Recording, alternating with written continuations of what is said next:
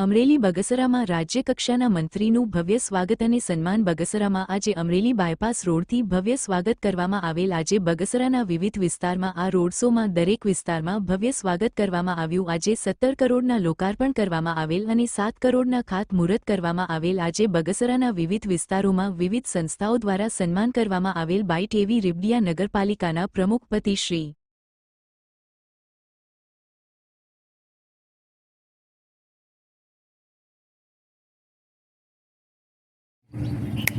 બગસરા નગરપાલિકા દ્વારા આજે તારીખ 12/12/2025ના રોજ બગસરા નગરપાલિકાના વિકાસ કાર્યોનું લોકાર્પણ અને ખાતમુહૂર્ત કરવાનું છે।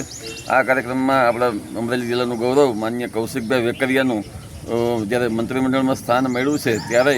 આજે બગસરા આવતા હોય અને બગસરાવાસીઓ કેમ બાકાત રહે તો કૌશિકભાઈ વેકરિયાનું ભવ્ય સન્માન બગસરા શહેરીજનોએ કરેલું છે। 50 સંસ્થાઓએ કૌશિકભાઈને સાલ ઓઢાડીને અનેક પ્રકારનું